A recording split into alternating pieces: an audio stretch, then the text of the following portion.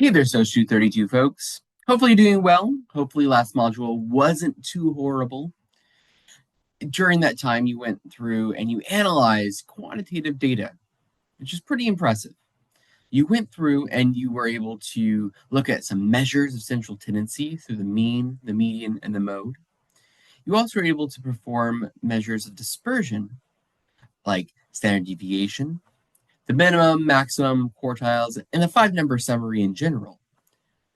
And we're able to help derive basically where the data seem to be centered on and how spread out it might be.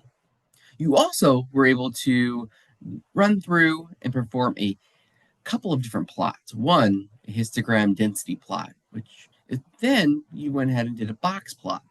Both of them helped describe the shape of the data, how skewed the data may be, as well as any potential outliers that may be existing inside of our numerical variables. It was a lot. You seem to do it pretty well. And now we're going to dig deeper, go a little further, and shift gears from quantitative data to qualitative data. Now, qualitative data is a little bit different. You can't logically take an average of a bunch of categories like shirt color, average shirt color. That doesn't make sense. And that's okay.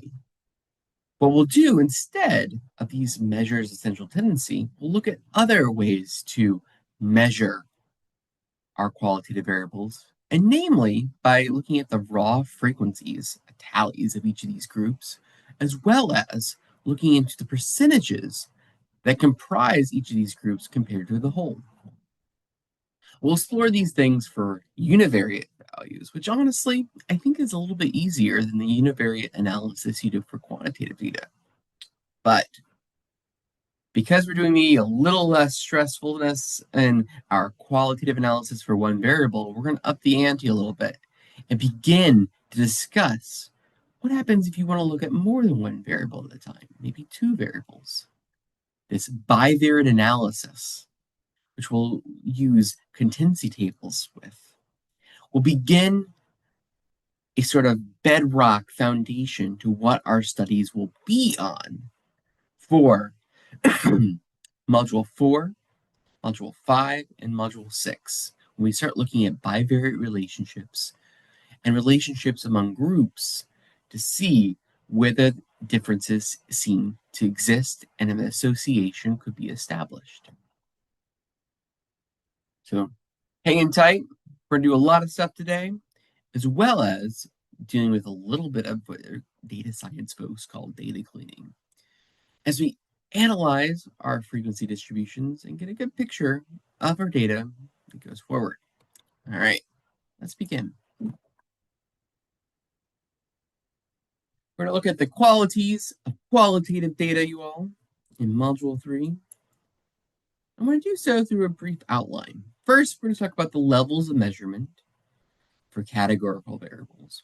We'll talk about dichotomous, which are basically two levels, which are a form of nominal variables. We'll also talk about the ordinal variables, which shift gears a little bit, and Likert scales, which are an application of ordinal variables. We'll also talk about the operationalization. And operationalization is basically a way for us to visualize what is the best way to use specific variables to really talk about what individuals are saying in the data that's being presented. We'll lead into then frequency distributions for their one variables, some definitions, interpretations, and write-ups. We'll also go into some data preparation or data cleaning. This is a data sciencey type way of taking data that is a little bit haphazard and refining it to where it actually provides us better information about what we're trying to study.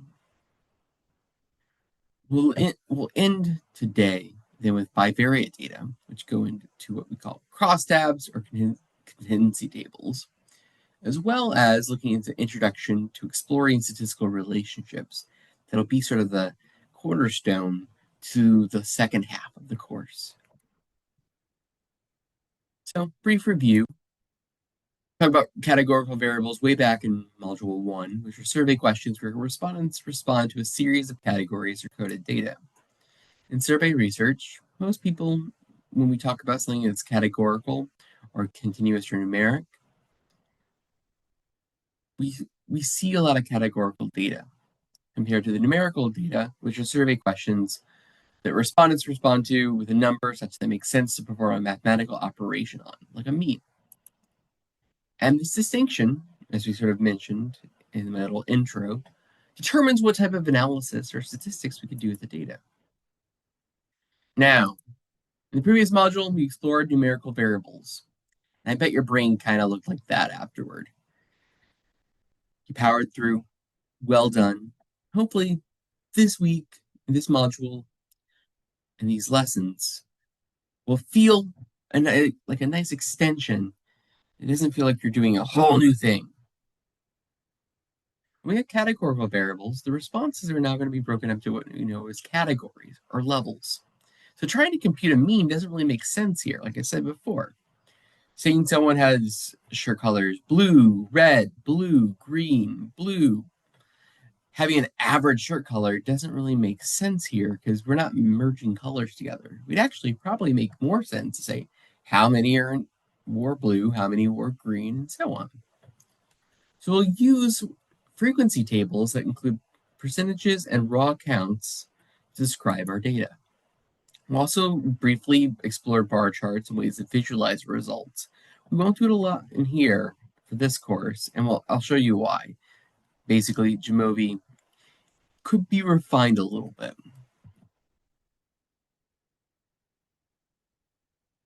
So the following modules, including this one, modules 3, 4, and 5, will focus on categorical variables. Survey questions which respond to a series of categories or coded data. Most survey questions are measured on a categorical scale. It makes sense. A degree, disagree, things like that are easy to pick up for survey researchers. So we want to make sure we have some distinctions between different types of categorical variables so we know which things may make the most sense to evaluate. And this goes beyond the distinction we talked about in Module 1 with our properties variables versus our disposition variables. Make sure to review those slides as you start going into your blog posts. Some survey questions are set up where a person is given a choice of categories, but those categories have no rank in order. These type of survey questions would be known as a nominal variable. Nominal, I think an easy way to remember it, nominal name. It's just a bunch of names. There isn't a rhyme or reason. Shirt color, for example, would be a nominal variable. Or if you're currently married, widowed, divorced, separated, or never been married, this is another example, in this case found in the GSS, of where it's just specific categories. There's no order. It could be easily derived here. Type of nominal variable is one in which the survey question is set up so that a person is given only two categories to select, like yes or no. When you only have two categories, you consider them often as what we call dichotomous or two-level variables. So, do you favor or oppose the death penalty for persons convicted of murder? Now, you could have no answer, unsure. Typically, we have a favor or oppose. Now, this type of survey question is not only dichotomous, also it's nominal. No distinction there because we're just naming different conditions, but it's either one or the other. Some survey questions are set up to where a person is given a choice of categories, and those categories have some rank and order attached. So since there is an order, just the names themselves aren't enough. We may want to put them in a specific order also in the survey so that respondents can make sure that they get a good idea of where this sort of hierarchy would exist. And these variables feel like they have an order in their responses, they would be considered something we have an ordinal variable. So ordinal, order, same idea. So like happiness, taken all together, would you say that you are very happy, pretty happy, or not too happy? It looks like it goes down in happiness as we keep going down in this list. And so this appears to be a bit of an ordinal variable. Now, there are specific types of ordinal variables like education level, which also, what level of education have you finished in terms of high school and so on. That may have an order. But we also may have something where we talk about looking at intensity of a belief or an opinion. If we can look at that ranking, this is also known as a Likert variable based on a Likert scale, where we have strongly agree, disagree, strongly disagree. You may even have no opinion, mixed or indifferent, or in the middle, placed in there to have that sense of order. So if you want to agree with the job of a parent is more difficult today than it used to be, it's also ordinal variable because we see that we go down in agreement as we keep going down the list. But we also have it as a special type. Swinging back to the economist variables for a second, many categorical variables may have more than two categories, but we often want to know whether they fall into a specific category or not, or a group of categories. These variables, especially if they're made by transforming one variable to another, are known as indicator variables, as it indicates whether or not a response falls into a specific group. This is an indicator variable is another way of describing an economist variable. Such indicators can help simplify a variable, especially when certain groupings remove potential validity concerns. So if I'm describing specific groupings, but you think two or more groupings might actually fall into the same idea, well, maybe it's a good idea to compress them for analysis. We'll explore this concept a little bit more in Module 4, but I could go ahead and deal with things like transformations by taking something like education level and putting it all together where it's basically anything with a 4-year degree or above, and anything less than a 4-year degree is below. So it indicates whether or not you have a 4-year degree. When evaluating the validity and reliability of a survey question, be sure to also evaluate the measurement scale that it goes along with. Include your thoughts how the variable was measured when you discuss implications of your findings and point directions for future research. So operationalization, basically turning these concepts into measures, grappling with the essential question of science empirical research. How do I measure that? What survey questions should I choose from the GSS Data Explorer? You should also ask, is that measurement scale okay? Should other categories been added so the measurement scale gets an even better measure? It's important for numerical variables, for sure. Looking at something like height, you may want to look at, how height's being measured in centimeters or in inches or in feet or in meters or etc.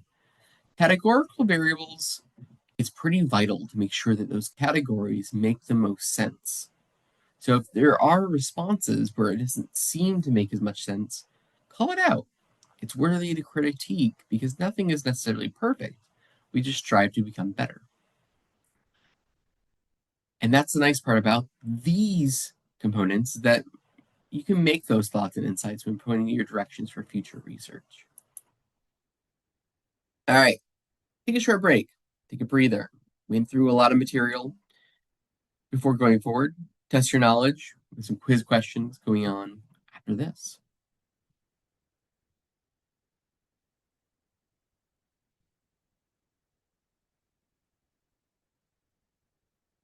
All right, we're going to go ahead and review some distributions. The descriptive univariate statistic is one that's most useful in summarizing categorical data. In the data reduction, descriptive statistics allow the researcher to reduce the data that's easily understood by others. That's what we talked about before. Frequency distributions are a useful tool. They're a statistic that, when summarizing the data, can be measured at the categorical level. Nominal variables, dichotomous variables, ordinal variables, Likert variables, all of them can be performed using frequency distributions and tables. In your output results, eventually, around here, it looks like what's done in the Jamovi video. That's the frequency distribution on the variable relatin. How strong is your religious faith? And Jamovi provides us with some following results. This is known as our Jamovi output, things we've seen before. And we clean it up a little bit. But this is the nice basic idea of what it should look like as this table. We have n be our number of cases. And sometimes we actually have what we know as our missing values. So sometimes we'll get things like DK, NA, and that's or don't know, not applicable.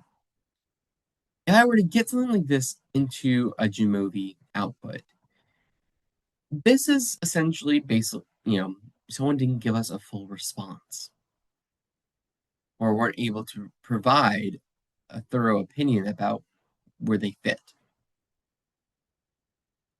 We will consider those values in this class as missing values, essentially no answer or non-response. And it's not the same, admittedly. They did respond with a don't know. But we may not want to think of it as something that gives us a very good insight to individuals altogether. So we'll go ahead and we'll do something that's called, our data setup to clean our missing variables. Be sure to watch the Jamovi tutorial video on how to clean those things. Along with the worksheet that's provided, both those things should be good to go to help explain what's really going on. So we're going to the setup command with your variable that you may be highlighting. You can go ahead and add the missing values of don't know, not applicable. And what we'll do is wherever it sees it in the data set, it'll turn it into a missing value. And it won't pick it up in our analysis. Now, some of you all might be like, this is cheating, Professor Sparks. Yes and no. I think if you do it right, you can actually get a lot of information that are a lot more information, more precise information about the individuals who maybe have responded in the way that you are looking for. In general, all data has got to be prepared before handling it.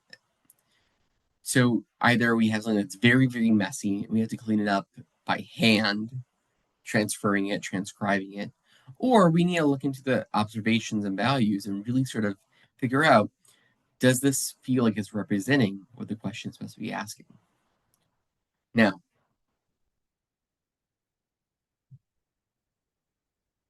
if we're using this component, we're going to be preparing our data already. So we want to clean the data to assign those who didn't answer the question, maybe as like I don't know or refuse to answer, is essentially missing values. And they allow us to report our trends more accurately by basing the percentage breakdowns on those who actually answered the question. A smaller subset of the population, but at least the population that gives us an opinion that we're looking to obtain. Like I mentioned before, things like don't know or no answer or not applicable or things like that, it's not saying that they're not important. In fact, they're actually really important. Knowing how many individuals fit those missing cases is best described as basically a measurement just of the number of people. We don't necessarily need to see it as a breakdown of an opinion. Because we could say, oh, if there are a lot of individuals who are missing from all the observations in there, then maybe that suggests that we didn't get a good sample. The question was not so strong, or that like people chose not to respond a lot. And this non-response or inability to obtain answers in general, or don't know, this is also trademarked into like fitting into validity, as well as looking into whether this is actually reproducible or replicable to a population at large. So we may not actually put it in our data tables in terms of frequencies, but we will have the missing cases be provided because it also gives insight on what group of people or how many individuals fit that grouping, and basically how well were we able to get people to actually answer our questions. Now, when running your own frequencies in the future, there might be missing values, and it will require you to use the data setup routine to assign those values. The Jamovi tutorial this week on frequency distributions helps out with that. So make sure to check that out. So let's now continue with the basic elements of a frequency table. The first element is raw frequency, basically a basic tally or a count on how many people responded to each category or variable in a variable or a survey question. We remove the missing values from the data setup routine. We have a cleaner frequency table, and we can see the basic or raw counts found in this counts column. So the levels give us the different categories, and the counts, 387, and so on, tells us how many people fit each of those categories. Which is nice, but, well, we fit into those classes. We don't really care about how many individuals are in those classes, but how many there are in relation to the total number of respondents. We can use that value known as our proportion to analyze our data. And we do it once we do one final adjustment, translating it into a percentage. To summarize what we just did, so class, basically categories, the raw frequency is the number of observations. The relative frequency or proportion is basically taking your class frequency and dividing by basically the raw frequency and dividing it by n. And you can have a percentage by just taking our proportions and multiplying it by 100%. That transforms our proportions to percentages. Now, Jamovi's going to do all this for us. Don't worry too much. But I want to still provide some sense of formulas. Always report the percentages rather than a raw frequency when reporting trends in a frequency table. We could also round to the nearest 10th of a percent, as it's done on Jamovi. So we just report the numbers. I won't make you do any other rounding necessary. So for example, when it says percent of total, it'll automatically round it to the nearest 10th of a percent. I think that's a level of precision we can roll with. And there is a sort of push and pull on the amount of precision we want to be. Some folks may say round to the nearest percentage. Some people say round to the nearest hundredth or thousandth.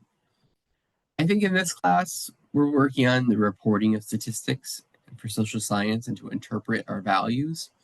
We'll stick with what we have because honestly, that's a pretty precise measurement as well. Remember, if we were translating it back to proportions, that'd be going to basically 3 places after the decimal. So having to the 10th of a percent, that's a good medium and a good sort of middle ground between the two extremes of how precise we should be. Make sure to review the lecture video for getting these values and also the rules of writing frequencies. You don't have to report on all categories. Report on the ones that you think are the most important. Sometimes it is all of them, but if there are like 7 categories, you may only want to report on ones that you find interesting in your own research. There's also something called cumulative percentages. That's the last column. It's useful in data reduction because it helps us understand, especially if there is an order of things, how many sort of fit as you go down the frequency table. Now, Jamovi often will arrange these categories in alphabetical order. So the cumulative percentage column may not be as informative, especially even when we're dealing with ordinal data. So we'll ignore the cumulative percentage column when reporting your results for this course. So it'll be there. You don't have to cut it out or anything. But note that it just doesn't really do as much here. Essentially what we're saying it does, though, is that if I were to take 19.8 plus 35.3, that actually adds up to 55.1. If I take the 55.1 and add the 8.4, it goes to 63.5, and 63.5 plus 36.5, that's 100%, which is everyone. That makes sense. We can also visualize qualitative data through graphs, and we explore graphically through something like a bar graph. And a bar graph used for qualitative or categorical data. Draw a horizontal line, write the category names or labels below the line at regularly spaced intervals. Draw a vertical line, label the scale, relative frequency, proportion, whatever you need to use, percentage. Place a rectangular bar above each category level. The height is the relative frequency, and all bars should have the same width. Bars should not touch each other. There is a nice relationship between histograms and bar graphs, and a great sort of way to differentiate is histograms. Those bars basically touch each other because the class intervals are all next to each other. But for bar graphs, we think of them as separate categories, so there should be some space from them. Jamovi does have the capacity to make bar graphs, but they're not nice bar graphs, unfortunately. There are some add-ons that could be done, but the axis labels, basically trying to label these categories, these sometimes blend together. They don't do really well for spacing and formatting.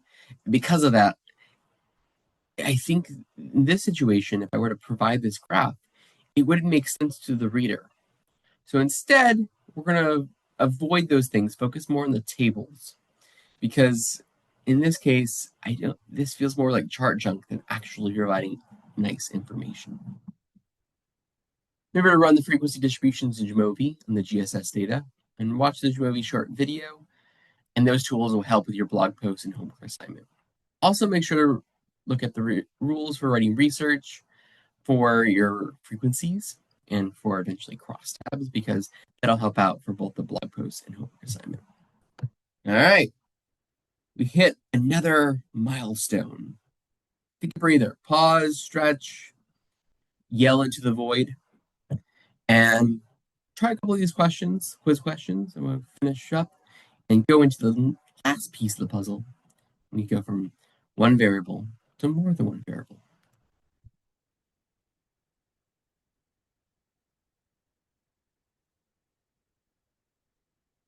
All right. Hopefully you're back with us. So what happens if we want to go from one variable or univariate data to beyond? One variable, not too bad. Make a table, explains the percentages.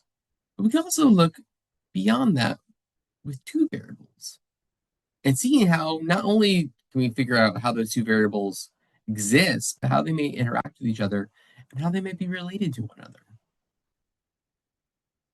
This type of analysis is known as bivariate data analysis. When we explore the frequencies of individuals over two variables, we can produce what is known as a contingency table, or crosstabs, or two-way table that summarizes both variables simultaneously. Each box in this table is known as a cell. So this would be the cell, and each cell represents what we know as a joint event, basically an event where both values happen simultaneously. So this is where people who are pretty happy and pretty folks who have an average income, that's how many people fit both those qualifiers. The overall total is located in the lower right-hand corner of the table, where both of the sort of what we call marginal totals, we'll talk about that in a second, meet. So this is basically our N. So 506 out of the 2016 respondents reported having an average income and a pretty happy attitude.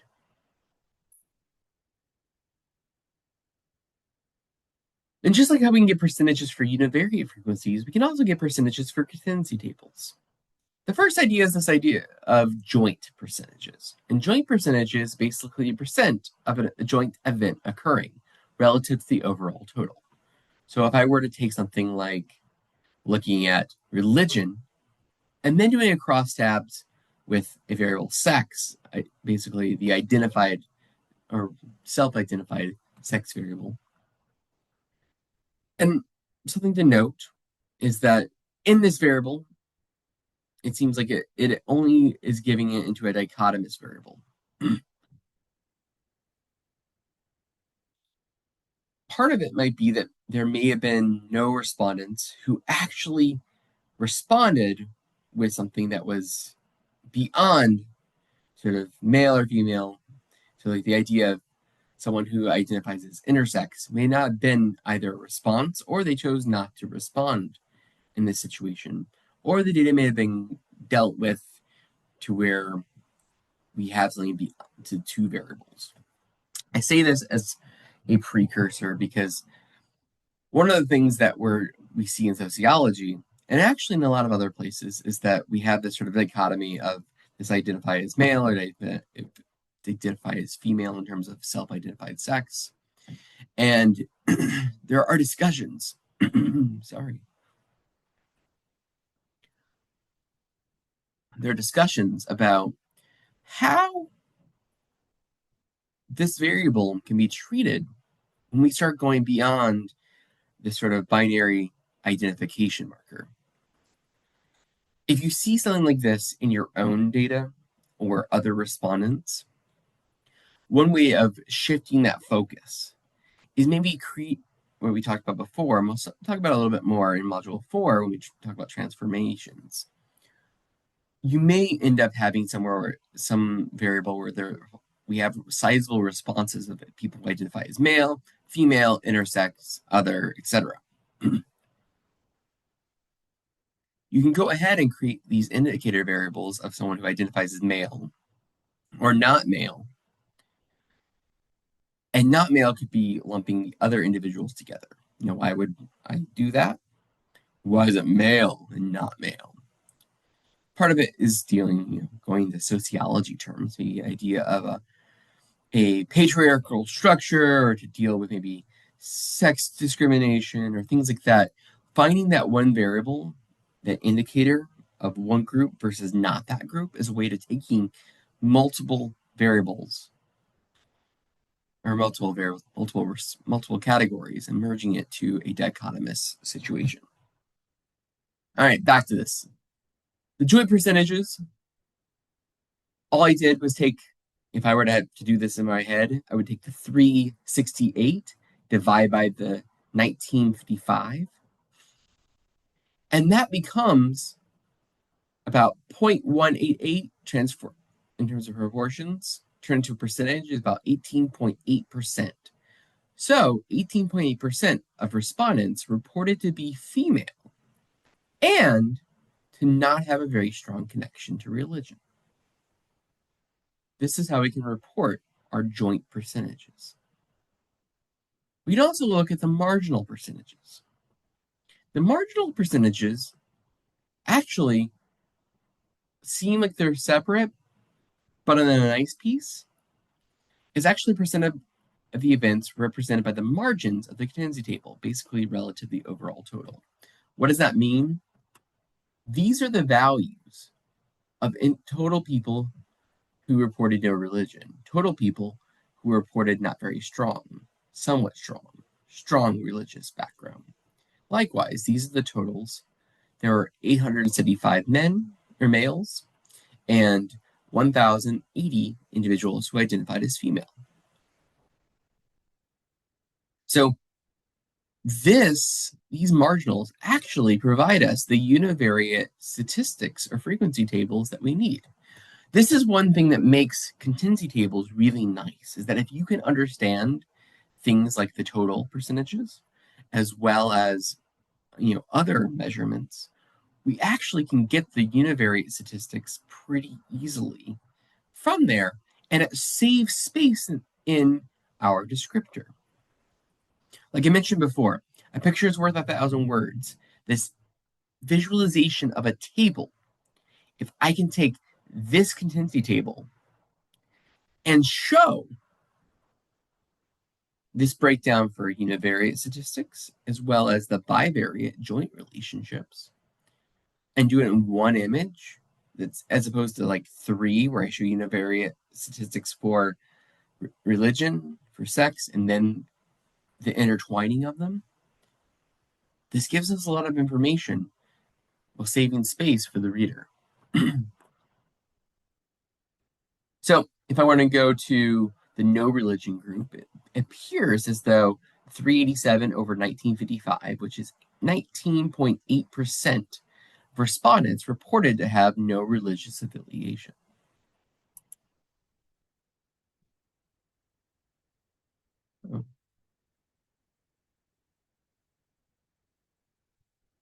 Now, if we have pre-existing information, like which sex they responded with, how might that impact their religious viewpoints?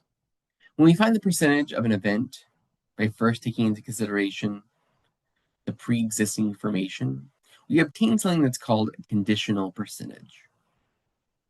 With tables, these percentages subset the population to include only those which exist within our given conditions. What I mean by that is saying, let's say we know the sex of the individual, or that they identified as. They identified as a female. This is the breakdown that we could have. If they identify as male, this is the breakdown we could have. It's not the total population. And so we could go ahead and we can look at something like strong religious faith. If someone identified as male, well, that's one of the 272 people out of the 875 total. Dividing those two turn to percentage, there's about 31.1% of the population, of the male population, who also consider to have strong religious faith. Compared to those who identify as female, well, that percentage is a little bit different. It's no longer looking at 36.5 out of everyone. It's actually, the split is more 40.8 versus 31.1. And it looks like females, or those who identify as female, apparently have a stronger religious faith than those who identify as male. We can obtain these conditional percentages, known as the column percentages in Jamovi, using our rows, responses are rows, and the given part as our columns. And we'll go ahead and we'll click on column percentages, which you'll see in the Jamovi videos. Much of social science exploration is a search for relationships between elements of people, their dispositions, or their properties to explain the theories that unite them. So some examples. Are smokers more likely than non-smokers to belong to a specific social class? Is race related to education level? Does income level relate to happiness? Does math anxiety impact social stats performance? For you all who are having deep breaths in a paper bag right now, probably, right? But in this case, don't stress about stats. We want to still figure out those relationships and establish them quantitatively or statistically. To determine whether these relationships exist, we'll often develop statistics from these populations and evaluate whether the differences may exist based on the information present. We'll then attempt to determine whether our studies can infer that one variable has an association or relationship, or correlation if we have two numerical variables. We'll talk about correlation in Module 6, and I'll talk about why we shouldn't use correlation in Module 4. We'll get there soon. We'll get our hands into the thick of things with relationships and associations more in Module 4, but now it's just a good time to peek into what's ahead. In this course, we'll explore relationships from both a practical as well as statistical point of view. In Module 4, we'll dive deeper into measuring association between variables, but for now, we'll settle for just examining it based on our gut, and doing so by evaluating a single category for one variable over all possible responses of the other variable. Here we'll introduce a practical way to conclude whether two variables might be related, known as percentage difference rules, and formalize it in the next module. So the percentage difference rule basically follows like this. Take the lowest and the highest percentage within that variable. So you have different groups. So kind of like, in this case, there's only two, so 15%, 24.7%. But if I had more groups, I find the smallest and find the largest. And then we'll take the difference. I'm going to tell y'all, this is some of the most computationally heavy math that you will have to do in this class. Find the smallest, find the largest, and taking their difference. And doing it by hand. Oh no. I think you got this. If the difference is less than 8 percentage points, we may consider this from a practical standpoint, the relationship to be too close to call. There's not enough of a difference percentage to suggest a legitimate practical relationship. If the percent differences are between 8% and 20%, this relationship may be considered fairly decent. And the strong relationship, if the percentage difference between the lowest and the highest percentage is over 20 percentage points, that's pretty clear, at least in our brains, that there's definitely a huge relationship. It's almost basically making a massive shift in our groupings. Let's take a chance to analyze the table we used earlier, combining the religious strength with identified sex. We'll use no religion variable and see how it might change depending on whether someone identifies as male or female. Based on the column percentages, 15.8% of people identify as female, having no religion, and those who identify as male, about 24.7% identify the same way. Doing some math, this is the hard stuff, I know. 24.7 minus 15.8. If you can't do it in your head, bust out a calculator. There's no timed exams here, so don't worry about it. There's an 8.9% difference. That's above 8%. Based on our percentage difference rule that we'll use in this course, this suggests that a relationship may exist between sex and religiosity. As before, make sure to run the frequency distributions and use the Jamovi practice video that I provided, and using those tools for your blog posts and homework assignments, and review the rules of research to make sure that you are good to go. All right, that's it. A few more questions if you need, but good luck, you all, and get ready for Module 4. It'll be a doozy. I think you got this. It's more about figuring out how do we report information from hopefully a statistical viewpoint, and how can we start looking at how one thing might be a relationship to another. All right, take care, you all.